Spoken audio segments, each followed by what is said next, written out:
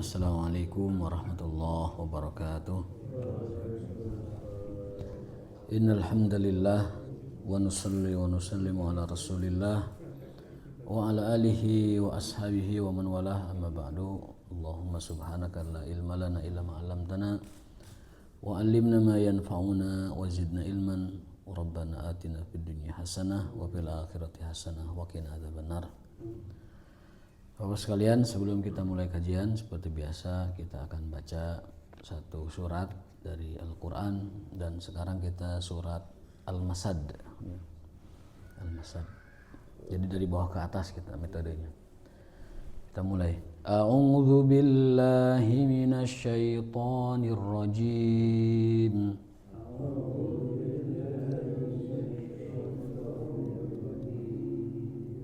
Masih terdengar au ya. Itu yang pertama a, yang kedua u. Jadi au. Bukan au, bukan au, tapi a dan u. Jadi yang pertama alif, yang kedua ain. Itu pembedanya di situ. Kita ulangi. A'udzu billahi minasy syaithanir rajim.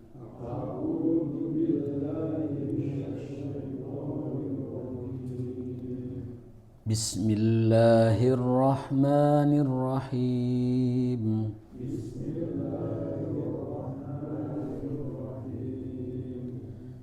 Tabbat yada abi lahabin wa tab.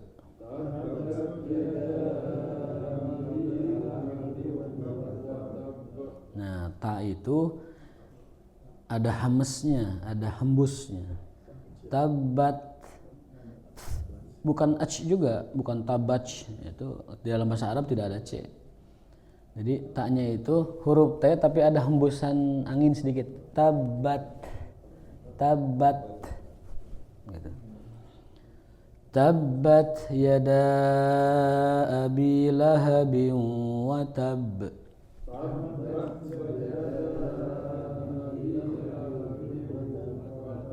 Nah, tanwin itu harus ada angnya sedikit.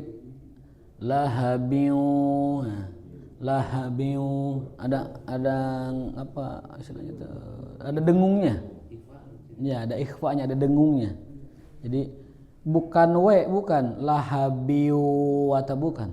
Kalau w itu tidak ada tanwin berarti di situ. Jadi tanwinnya harus ketara sedikit. Biu, au, nah itu. Bukan au, tapi au. Tabbat yada, nah itu terlalu. Tabbat yada abi lahabin wa tab.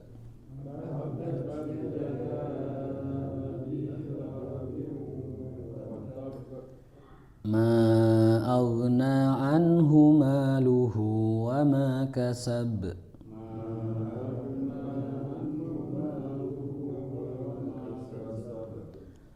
Sayasla naran dzata lahab.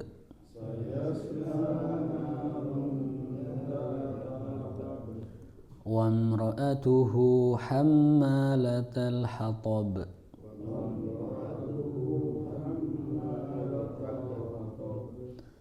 Fi jidha hablum min masad.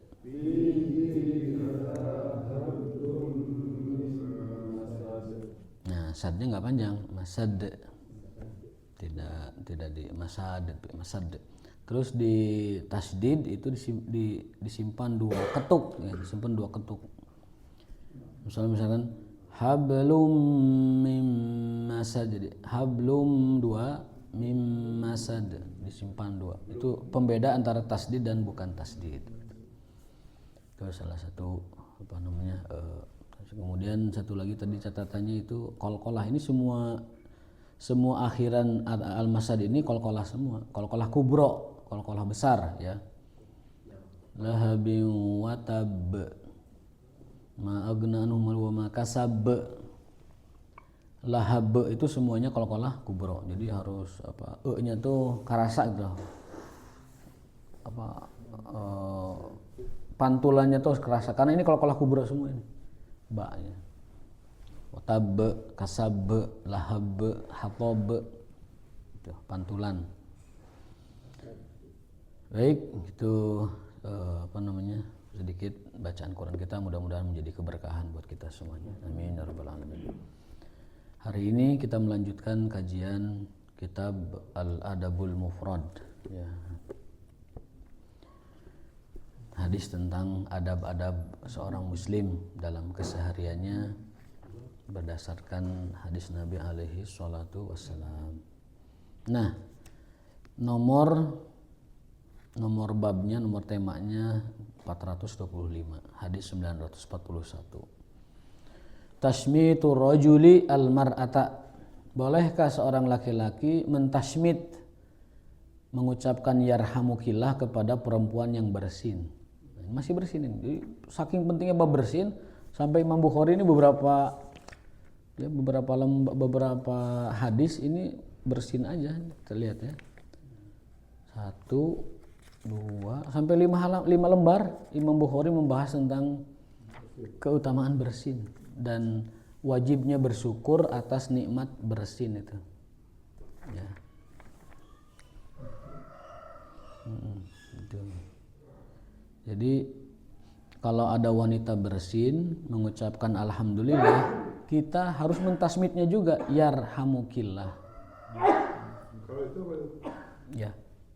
Nah, kalau lebih dari 2 kali mazkum, kata Nabi, itu lagi pilek berarti. Betul, ini saya baca hadisnya. Hadis nomor 938. Haddatsani Iyas bin Salamata qala haddatsani Abi qala kuntu inda Nabi SAW fa'atasa rajulun. Kami dulu di masa Nabi SAW pernah dalam satu majelis ada orang bersin. Faqala yarhamukallah. Summa atasa ukhra, bersin lagi. Faqala Nabi alaihi salatu wasalam hada mazkum. Oh, ieu mah influenza. Ieu mah zukam, mazkum, pilek. Maka kalau pilek tidak terus-terusan yarhamukallah, doanya apa? Ya syafakallah. Jadi kalau ada orang bersin lebih dari 2 kali atau 3 kali itu syafakallah, semoga Allah segera mensembuhkan engkau gitu ya. Sekali 2 kali yarhamukallah, tapi lebih dari itu syafakallah. Fahadha mazkum. Nah, saudaramu sedang tertimpa pilek, mazkum ya. Dari kata zukam. Zukam orangnya mazkum gitu. Itu isim maf'ulnya mazkum. Orang yang terkena zukam berarti ya, mazkum. Jadi begitu cara membedakannya, itu lebih dari 2 kali itu mazkum.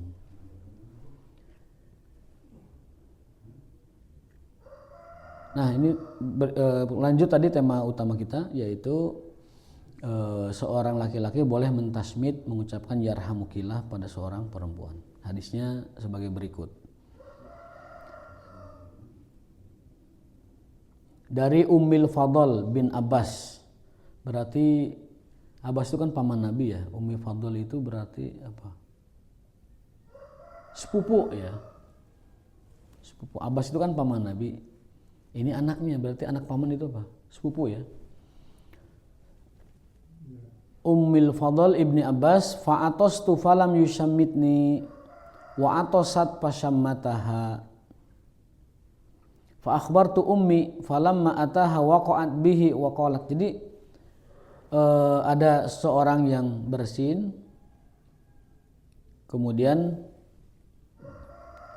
yang ini tidak ditasmid, tidak diyarhamukallah, yang ini diyarhamukallahkan oleh Nabi SAW.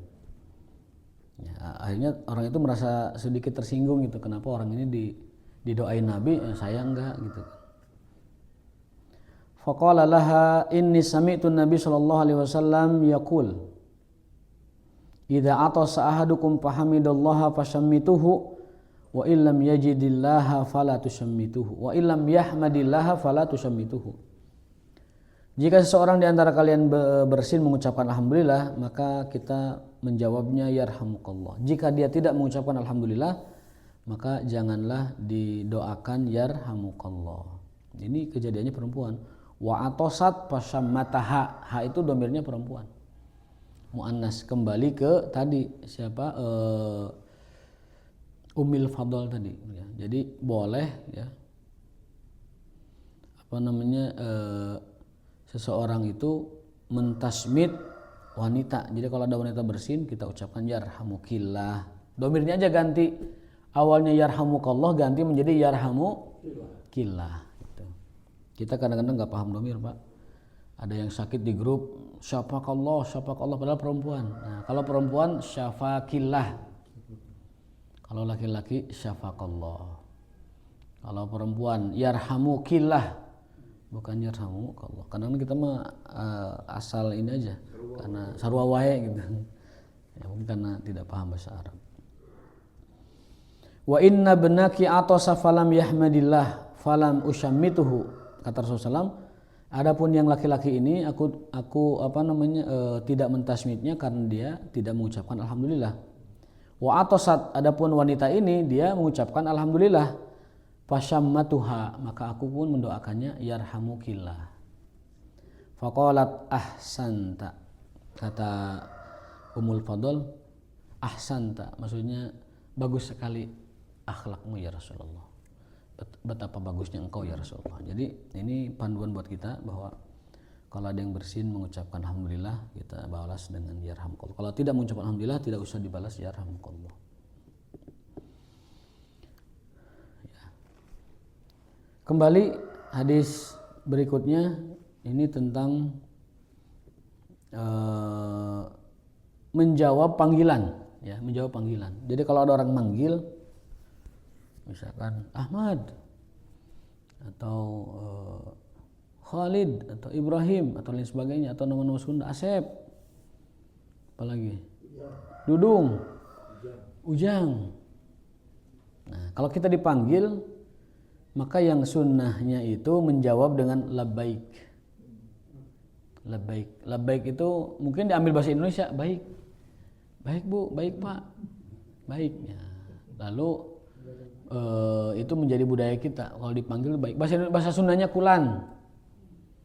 Jang, kulan. Nah, gitu kan. Neng, kulan. Nah, dalam bahasa hadis menjawab panggilan itu yang paling afdol itu mengatakan labbaik. Ya, kalau di Jakarta sebagian, di Betawi ada yang mengamalkan ini. Baik. Karena terpengaruh dengan kebiasaan mungkin para habaib atau kebiasaan orang-orang asatiz, para ustadz yang mengamalkan hadis ini. Kalau dipanggil Pak Dedi misalkan labbaik, tapi kalau labbaik mah bisi paseh teuing baik aja kadang. Seperti talbiyah. Bedanya kalau talbiyah ada Allahumma labbaik, Allahumma labbaik. Nah, dipanggil orang jangan begitu. Pak Dedi labbaik, Allahumma labbaik. Karena bukan lagi umroh, karena tidak lagi umroh kan begitu. Itu tidak ada pahalanya. Kulan tidak ada pahalanya juga.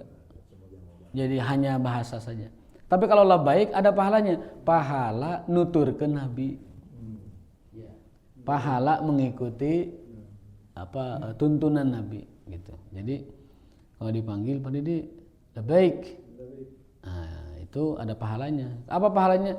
Saya ngikuti Rasul kalau dipanggil begitu. Siap itu nggak ada pahalanya juga itu. Cuman bahasa biasa maksudnya. Siap, apalagi siapnya serius. Siap gitu kan. Itu nggak ada pahalanya ya. Tapi dalam pergaulan dipakai gitu. Adapun kalau kita menjawab sesuai dengan ini, tidak semata-mata Imam Bukhari memasukkan hadis ini ke kitab ini ya, berarti ada keutamaannya gitu. Kan ada hadisnya. Kan hadis itu kan apa-apa yang bersumber dari Nabi, semuanya itu kita ikuti. Nah, Nabi kalau dipanggil labbaik. Ada lagi yang kedua, sa'daik. Sa'daik dari kata sa'adah. Apa sa'adah itu? Kebahagiaan. Sa'id itu dari kata sa'ida yas'adu sa'dan. Kemudian orangnya sa'idan. Masdarnya selain sa'dan sa'adatan. Maka kalau ada yang manggil, kita bisa menjawabnya selain labbaik sa'daik. Artinya apa? Mun bahasa kasar, mun bahasa harfiah nama sa'daik itu sing baragja sadayana gitu. Kalau kamu berarti sa'daika, berarti kamu. Semoga kamu bahagia. Sa'daik. Ya, labbaik. Boleh digabung juga ada ini. Labbaika wa sa'daik. Oh itu lebih terhormat lagi kalau orang tua manggil, ayah atau ibu manggil, misalkan Ahmad, labbaik wa sa'daik ya ummi. Labbaik wa sa'daik ya abi. Labbaik wa sa'daik ya jaddi, ya jaddati. Sunnahnya begitu. Tapi di bahasa Arab sendiri, orang Arab sendiri jarang pakai ini. Kalau dipanggil paling ahlan, ahlan. Jahiz, yalah hadir, ahlan, jahiz. Jadi menggunakannya bahasa budaya mereka, jarang menggunakan ini. Keseharian mereka sendiri begitu. Ya, Ahmad, ta'al, jahiz, ta'al Ahmad, hadir. Biasanya kalau nggak hadir, jahiz. Atau naam gitu. Nah, yang berdasarkan sunnah Rasul itu, ya, ini menunjukkan bahwa agama Islam itu tidak berkenaan dengan suku atau ras tertentu. Karena orang Arab sendiri tidak semua mempraktekkan ajaran Nabi gitu. Dan ajaran Nabi bukan ajaran bangsa Arab, ajaran Nabi ajaran Islam, ajaran beliau. Yang tanda petik kebetulan risalahnya itu turun di Jazirah Arab, maka Islam memperbaiki Jazirah Arab, bukan Jazirah Arab yang mempengaruhi Islam. Jadi Islam tidak dipengaruhi oleh apapun, tapi justru Islam mempengaruhi apapun gitu. Hal-hal seperti ini bukan produk Arab, ini produk Islam gitu. Produk Islam. Contohnya adalah hadis Nabi SAW dari Qatadah, dari Anas, dari Muaz radhiyallahu taala anhum ajmain. Beliau mengatakan ana radifun Nabi sallallahu alaihi wasallam. Suatu hari aku pernah dibonceng oleh Nabi SAW. Kalau dibonceng berarti naik apa? Naik onta, karena zaman itu belum ada Avanza. Jadi naiknya pakai onta. Faqala ya Muaz, hai Muaz. Qultu, beliau menjawab labbaika wa sa'daika. Ya, disingkat labbaik wa sa'daik. Summa qala mislahu salasan, sampai 3 kali itu. Karena dipanggil Nabi ya, dipanggil Nabi SAW. Hal tadri ma haqqullah 'alal ibad. Lalu Nabi SAW bertanya, wahai Muaz, mun bahasa orang nama, jang, kan masih muda Muaz ya, dia masih remaja, dibonceng sama Nabi. Muaz, labbaik ya Rasulullah. Muaz, labbaik wa sa'daik ya Rasulullah. Sudah 3 kali dipanggil, lalu Rasul bertanya, tahukah kamu apa hak Allah dan apa hak manusia? Hak Allah dari manusia, hak manusia dari Allah. Qultu la, saya tidak tahu ya Rasulullah SAW. Qala an ya'buduhu wa la yusyriku bihi syai'an. Hak Allah itu adalah diibadahi tanpa kemusyrikan. Diibadahi tanpa kemusyrikan. Itu hak Allah. Sumasara sa'atan. Lalu Rasul berjalan lagi, melanjutkan perjalanannya. Ya Muaz, hai Muaz, faqultu labbaik wa sa'daik ya Rasulullah. Baik ya Rasulullah. Qala hal tadri ma haqqul ibad 'ala Allah idza fa'alu dzalik? Tahukah kamu hak manusia? Jadi Nabi ingin menjelaskan ke Muaz tadi sambil dibonceng tuh. Nabi mah diboncengnya ngobrol hidayah. Muaz dengan Nabi, Muaz dibonceng Nabi, ngobrol hidayah. Jadi ini sunnah bahwa kalau di perjalanan kita di kendaraan ngobrol ada ilmunya. Ada daging, ada ilmunya. Nabi saja ketika ngebonceng Muaz itu tidak sembarang ngebonceng, tapi sambil mengajarkan sesuatu yang paling berharga buat hidupnya, buat si Muaz ini radhiyallahu anhu. Tahukah kamu hak manusia ya Muaz? Muaz mengatakan saya tidak tahu. Lalu Rasulullah SAW alla yu'azzibahum. Hak manusia itu untuk tidak diazab, tidak disiksa dan dimasukkan ke dalam surga. Jadi hak Allah itu diibadahi tanpa kemusyrikan, hak manusia itu dimasukkan ke dalam surga dan tidak disiksa di neraka. Jadi adil, fair ya. Hak Allah cuma 2, diibadahi tanpa kemusyrikan dan hak manusia dimasukkan ke surga tanpa disentuh api neraka. Di hadis lain riwayatnya ditambah, afala ubashirhum ya Rasulullah. Ya Rasulullah, bolehkah saya ngasih tahu orang-orang tentang ini? Kata Rasulullah, la tubashirhum, jangan kau kasih tahu orang lain. Fayatakilu, nanti mereka mengandalkan ini, tidak mau beramal.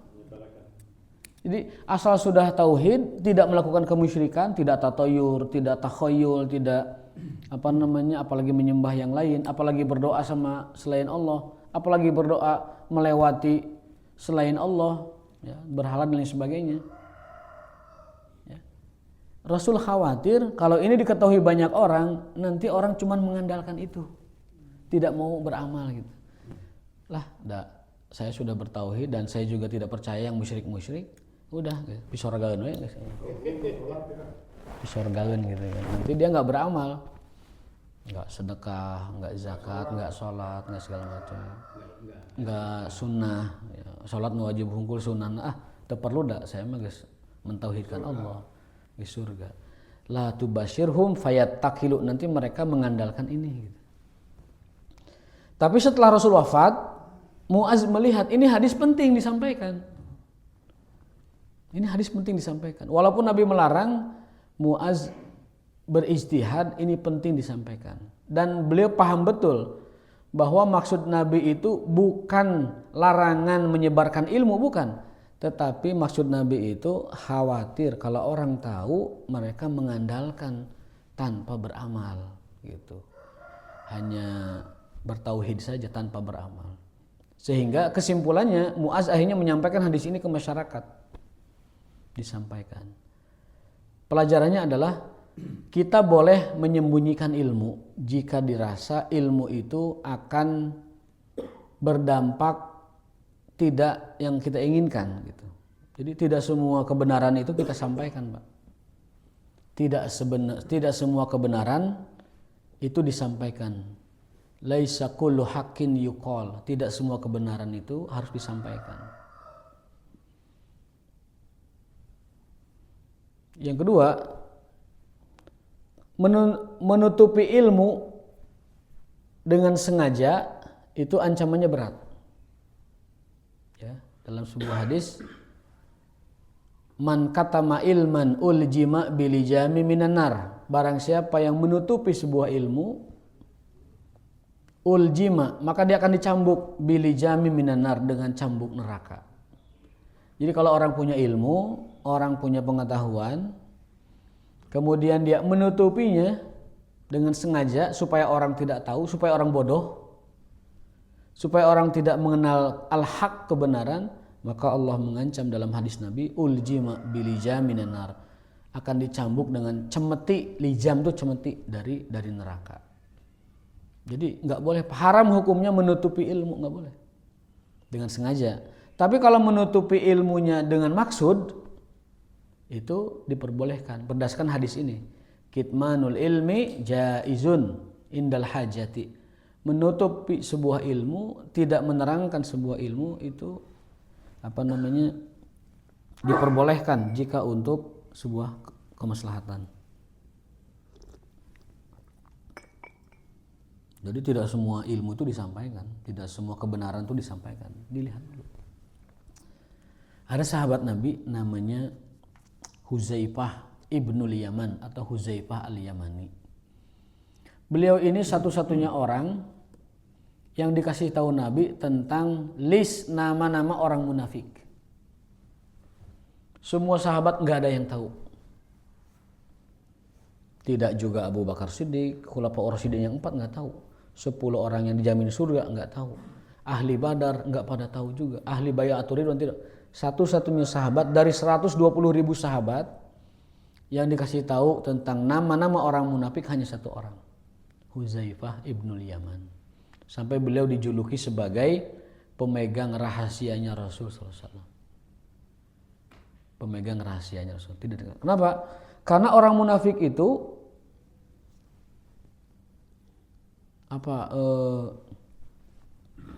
hukumannya berat. Orang munafik kalau diketahui munafik, maka dia jika meninggal dunia tidak boleh disolatkan. Ada larangan di Qur'annya. Wala tusolli ala ahadim minhum mata abadan, jangan pernah selama-lamanya kau solati orang munafik. Wala takum ala qabri, dan jangan juga kau berdiri di dekat kuburnya, jangan urusi pemakamannya. Orang munafik berat hukumannya. Nanti di akhirat innal munafikin fid darkil asfal minan nar, orang munafik itu berada di dasar neraka yang paling bawah. Berat gitu. Maka saking beratnya hukuman orang munafik, Nabi tidak pernah menyebutkan 1, 2, 3, 4 orang-orang munafik, dirahasiakan. Kenapa? Karena mereka secara lahiriah, secara kasat mata menunjukkan iman. Saya bersama Anda, saya beriman kepada Anda. Padahal dalam hatinya menyimpan kekafiran. Jadi hatinya itu kafir, tapi menunjukkannya iman. Nah, Nabi tidak mau menghukum orang gara-gara hatinya. Nabi ingin menghukum orang kalau perbuatan zohirnya, lahirnya berbuat salah. Gitu. Orang munafik tidak bisa didakwa, orang munafik tidak bisa didelik, orang munafik tidak bisa ditangkap. Karena ucapan lahiriahnya beriman, padahal batin dan hatinya itu kafir. Dan memusuhi Islam, memusuhi Rasul SAW. Ada seorang munafik namanya Abdullah bin Ubay bin Salul. Itu ketika perang Badar dia desersi, membawa pulang sepertiga pasukan. Bayangkan mau perang dia tarik pasukan sepertiganya. Berarti berapa itu? 300 orang. Berarti sepertiganya berapa? 100 ya. Menarik 100 pasukan. Tidak ikut perang.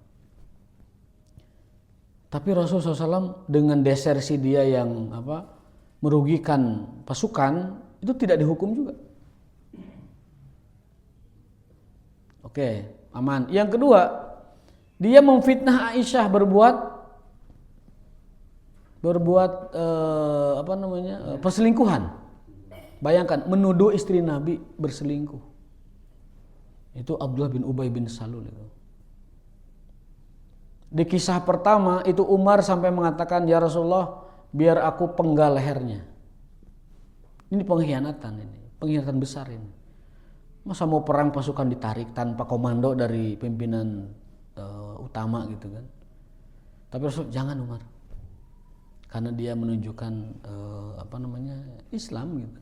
Lahirnya tampilannya Islam gitu. Tampilannya Islam itu maksudnya pakaiannya seperti halnya kebanyakan orang Muslim segala macam, padahal dia kafir. Peristiwa kedua, anaknya yang minta izin, ya Rasulullah, biar saya yang bunuh ayah saya, biar nggak banyak orang omongan, saya ajalah yang bunuhnya. Ketika memfitnah istri Nabi itu, ketika si orang munafik menuduh istri Nabi selingkuh, itu yang minta izin untuk mengeksekusinya itu anaknya. Jangan. Saya tidak mau ada seorang anak membunuh bapaknya, padahal dua-duanya sahabat Nabi. Sampai 8 tahun berselang, meninggallah itu si gembong munafik itu, Abdullah bin Ubay. Baru setelah dia meninggal turun ayat surat At-Taubah atau surat Al-Anfal berkenaan dengan hukum final tentang orang-orang munafik. Apa kata Allah? La tusolli ala ahadim minhum mata. Jangan kau solati orang munafik selama-lamanya. Berarti jangan didoain, jangan disolatin, jangan diapa-apain, udah tinggalkan. Jadi Nabi menyikapi orang munafik itu setelah turun ayat tentang dia gitu. Ini pelajarannya apa? Pelajarannya adalah di antara kaum muslimin banyak orang munafik. Tetapi karena kita tidak mengetahui perkara gaib, maka kita tidak boleh menunjuk orang kaum munafik, nggak boleh. Nabi saja nunggu 8 tahun sampai Allah menetapkannya dia munafik. Jangan kau salati selama-lamanya dan jangan kau urus pemakamannya. Jangan berdiri di dekat pemakamannya. Jangan. Berdiri saja dekat pemakaman nggak boleh. Wala takum ala qabrihi, nggak boleh. Itu balasan orang munafik. Nah, jadi saking dijaganya rahasia tersebut. Nah, kembali ke tema kita bahwa Huzaifah ibnul Yaman ini dikasih tahu Nabi nama-nama orang munafik satu persatunya. Sehingga para pemimpin sepeninggal wafatnya Rasulullah SAW, kalau ada yang meninggal dunia, nunggu dulu Huzaifah sholat atau enggak. Ada Huzaifah, baru ikut sholat. Kalau ketika ada yang meninggal Huzaifah enggak ada, enggak ikut sholat. Wah, tuh ayah Huzaifah ke sholat. Jadi dia tahu nama-nama orang munafik. Nah, apa kata dia? Dalam hadis Abu Hurairah radhiyallahu anhu, saya mengetahui satu hal dari Rasulullah SAW. Andaikan aku jelaskan ke orang-orang, lakuti ahadal bal'um, niscaya aku akan dipenggal oleh orang-orang tersebut. Gitu. Jadi Huzaifah itu sebelum meninggal dunia dia mengatakan, saya punya rahasia. Kalau aku bongkar, pasti aya nu nektek ieu beheung. Maka sampai sekarang nama-nama munafik itu tidak pernah terungkap hingga detik ini 1448 tahun yang lalu. Kecuali Ubay, karena itu mah langsung dari Allah keputusannya. Adapun yang lain-lain yang entah berapa ratus itu sampai sekarang tidak ada yang tahu siapa-siapa yang munafik. Tidak ada yang munafik. Walaupun sahabat tidak ada. Kan larangan Nabi begitu. La tusolli ala ahadin minhum. Tapi larangan itu turun setelah Nabi nyolatin, katanya ada riwayat begitu. Jadi kadong telanjur. Karena belum tahu gitu. Waktu fenomena pilkada DKI itu salah. Itu namanya nyeret-nyeret urusan politik kepada agama. Itu salah. Itu kejahilan. Itu kebodohan dalam agama. Enggak, maksudnya ada kiai atau apa, ustadz atau apalah yang memfatwakan bahwa yang tidak mendukung ini atau yang mendukung ini dia munafik, jangan disolatin. Itu berbahaya, Pak. Statement itu berbahaya, sama dengan memfitnah orang muslim dengan munafik, sama dengan mencap orang muslim dengan kemunafikan. Itu fatal, itu dosa. Nggak boleh mencap orang muslim dengan munafik, walaupun pilihannya berbeda dengan kita. tapi emang nggak munafik. Nggak munafik. Munafik itu adalah vonis dari Allah atau vonis dari Rasulullah. Kita hanya boleh mengatakan tanda-tanda kemunafikan. Makanya Rasul mengajarkan ayatul munafik salah satu. Dalam riwayat Bukhari arba'atun, tanda orang munafik ada 4. Kalau ngomong bohong, kalau janji ingkar, kalau dikasih amanah khianat, kalau bersaing curang. Itu ciri tanda munafik. Tapi nggak boleh nunjuk hidung, kamu munafik karena kamu berbohong, nggak boleh. Nabi saja menunggu 8 tahun terhadap kemunafikan, status kemunafikan seseorang. Itu pun dari Allah statusnya. Jadi nggak boleh. Ada hadis, barang siapa yang menyebut saudara muslimnya dengan sebutan kafir atau munafik, lalu tidak terbukti, ba'a ila qailihi, itu kembali status gelar itu kepada yang mengucapkannya. Kalau kita mengatakan Syiah munafik, lalu tidak terbukti, maka itu kembali ke kita. Yang munafik itu kita. Kalau kita mengatakan kafir kepada seorang muslim dan tidak ada buktinya, tidak terbukti, maka label kafir itu kembali ke kita. Kata Nabi SAW, man qala, barang siapa yang mengatakan li sodiqi li akhihi kafir dan tidak terbukti, faqad ba'a itu kembali, ba'a ila qailihi, kepada yang mengucapkannya. Maka jangan gegabah menunjuk orang dengan munafik, dengan kafir, dengan segala macam. Kalau menyebut tandanya silahkan. Ini tanda kemunafikan. Contoh, barang siapa yang tidak ikut sholat Jumat 3 kali berturut-turut, dalam satu hadis disebutkan munafik, taballahu ala qulubihim nifaq, dalam hadis lain kafir. Tapi nggak boleh nunjuk hidung juga. Kalau ada orang tidak Jumatan nih 3 kali, mana kafir? Nggak boleh. Itu kalau tidak terbukti, balik ke kita, kitanya yang kafir jadinya. Ya? Orang Syiah dan tidak Syiah kan itu tidak kafir dan tidak atau muslim. Tidak kafir atau kafir, tidak ada hubungan dengan itu. Meskipun ada fatwa beberapa ulama Syiah itu kafir, dan itu sepertinya pendapat yang lebih lugas dan jelas begitu. Tetapi menunjuk orangnya anta kafir, itu hanya ulama yang otoritatif saja yang berhak mengatakannya. Jadi hakut takfir, hak pengkafiran itu di tangan para ulama, bukan di tangan orang awam kayak kita. Masuk rizik ya? Termasuk yang berhak mengkafirkan kalau di Indonesia itu MUI. Kalau secara itu ya secara formil ya MUI. Yang bapaknya kan Syiah bukan Islam, Syiah bukan Islam. Ya, meskipun itu pandangan dari sisi apa? Dari sisi pemikiran. Tapi tidak menunjuk juga. Orang mengatakan Syiah bukan Islam misalkan. Iya, tapi kan tidak menunjuk orang kan? Tidak begini, tidak anta kafir. Contoh kita mengatakan Ahmadiyah misalkan telah keluar dari rukun Islam. Silakan katakan itu karena yang kita sebutkan tuh nilai-nilai ajarannya. Tapi orangnya ditunjuk begini belum tentu. Harus ditanya dulu apakah engkau mengakui bahwa ada nabi setelah Nabi Muhammad dengan ikrar. Kalau dia mengatakan itu bahwa dia kafir dengan sendirinya tanpa kita tunjuk juga dia kafir. Karena apa? Gerbang Islam itu syahadat, maka pintu keluarnya juga syahadat. Ya. Pintu masuk Islam itu kan syahadat, maka keluar dari Islam juga syahadat. Maksudnya mengingkari syahadat gitu. Jadi kalau udah terlanjur ngomong ke power politik itu banyak dosanya dia. Istighfar.